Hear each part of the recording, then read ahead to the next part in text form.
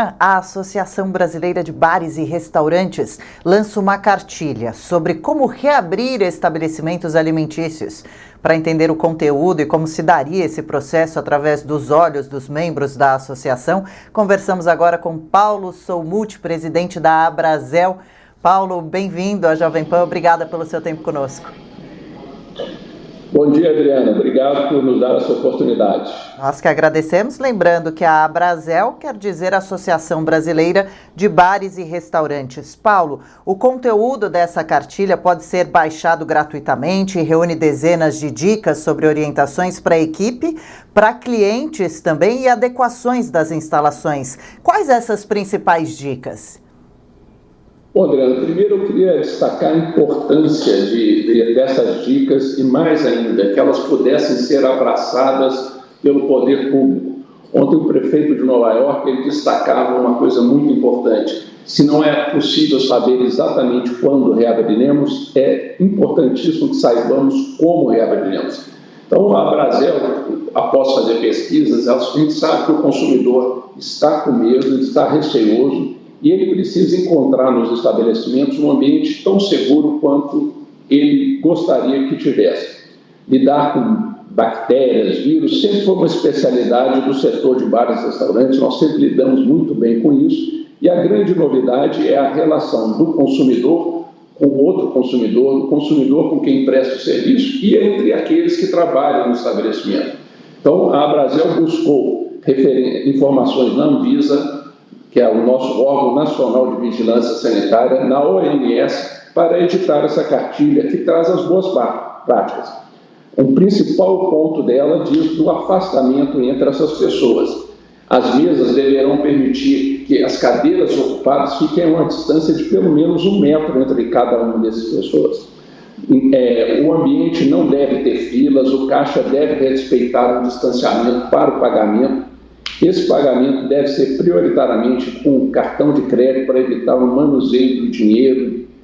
A maquininha tem que estar coberta com vírus e ser permanentemente higienizada. Mesas e locais onde são tocados, como os talheres, um cuidado especial com a higienização. Perfeito.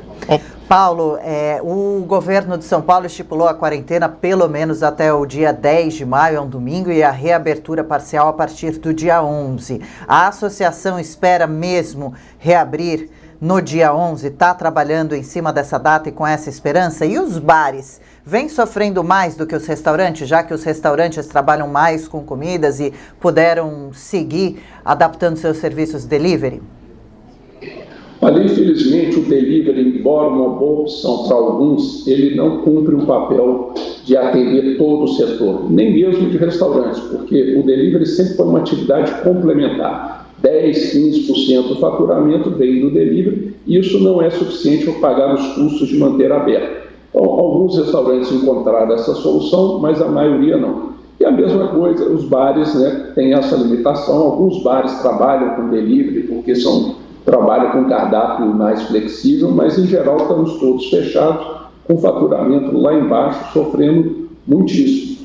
A nossa preocupação com o governo de São Paulo, e temos sempre alertado, é o governo não definir o como será a reabertura. O governador Dória promete para o dia 8 dizer, falar mais sobre a reabertura, a gente vê coletivas todo dia, mas precisamos saber, por exemplo, como é que ele planeja o funcionamento de shoppings, como é que está prevista a questão do transporte público, que tipo de regramento nós vamos ter que seguir. Por exemplo, o governo fala que no dia 8 vai dar as regras, mas se dia 8 para uma abertura dia 11, seria impossível fazer ajustes como o que a gente imagina que terão que acontecer no serviço de self-service, comida aquilo. Então, o governo deveria se antecipar a essa data, definindo o como reabriremos, como será o funcionamento de shoppings, como será o de bares e restaurantes. Então, a partir daí é que a gente pode considerar uma boa reabertura. Porque senão acontece como aconteceu em 2 exemplos ruins. Nós tivemos em Goiás o governo querendo abrir, mas nos diz que os hospitais estão com 95% de ocupação e a curva ascendente. Bares e restaurantes optaram por não abrir. Santa Catarina abriu nesse final de semana com a regra tão restritiva que o faturamento foi quase zero, em alguns lugares 10% do normal. Onde foi o erro? Previu-se o afastamento de 1,5 metro entre as pessoas, mas não somente entre mesas, entre pessoas na mesma mesa. Ou seja, praticamente uma pessoa ocupando 8 metros quadrados. Então, se o regramento não vier claro e capaz de conduzir a uma solução eficaz de segurança para o consumidor e de equilíbrio econômico, não adianta reabrir. Então, o como é fundamental. Precisa um tempo, né, para se adaptar a esse planejamento também. Essa semana a gente deve acompanhar, então, as novas coletivas organizadas pelo governador. Nós transmitimos ao vivo hoje, provavelmente a partir do 12:30. Vamos ver se ele traz, então, regras mais claras sobre essa reabertura. Agora, Paulo, o senhor falava sobre necessariamente as mesas de restaurantes e bares serem mais distanciadas a partir de agora. Isso significa menos números, menos mesas e também menos lucro? Perfeito. Em geral, os restaurantes e bares trabalham com a metade da sua oferta de mesas normais. Mas há uma possibilidade no Brasil que não houve fora daqui, na Europa e nos Estados Unidos, por exemplo. O nosso clima mais ameno permitirá, e é um pleito que temos apresentado a todas as prefeituras, que usemos as mesas no passeio, claro que observando o afastamento recomendado pela OMS, e assim a gente pode melhorar um pouquinho essa oferta e atender dentro dos padrões de segurança ao consumidor.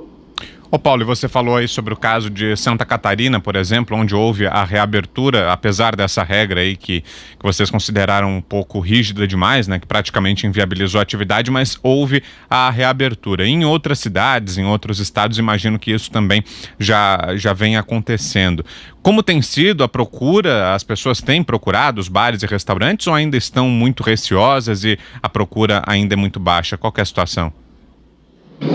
Isso varia muito da realidade local. Nos grandes centros, o medo é muito maior, né? A infecção aconteceu de maneira mais intensa. Então, por exemplo, lá em Florianópolis, a retomada foi muito ruim, 10% das pessoas frequentando do que era o movimento normal. Já nas cidades do interior, e onde a contaminação aconteceu de maneira mais suave ou nem aconteceu, há uma possibilidade de um retorno bem mais próximo do normal. Vamos aí dizer com 50% de que seria uma demanda pré-crise. Doutor Paulo, para a gente encerrar, como a grande novidade no momento é essa cartilha criada para ajudar a assessorar funcionários, clientes que frequentam bares e restaurantes, como acessar essa cartilha que está disponível online e como funciona a assistente virtual de nome Ava, ela é especializada no setor?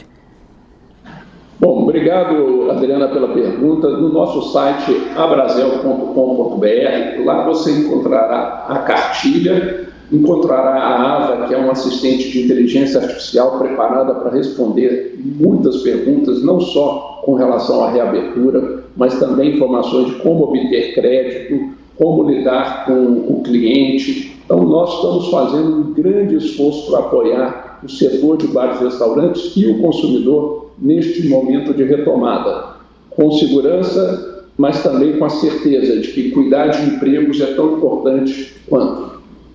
Com certeza, muito obrigada, e acho também, para encerrar, aí sim, presidente, que alguma herança positiva pode ter ficado para o setor depois desse período tão trágico, né? Como, por exemplo, o aprimoramento dos serviços de delivery e também as etiquetas de higiene, que serão, sim, muito necessárias e devem permanecer no setor. Nós conversamos com o senhor Paulo Soumuth, presidente da Abrazel, que é a Associação Brasileira de Bares e Restaurantes. Muito obrigada pelo seu tempo conosco. Boa sorte nos trabalhos nos próximos dias e até uma próxima. Obrigado, Adriana e Vitor. Até uma próxima. Até. Boa segunda-feira.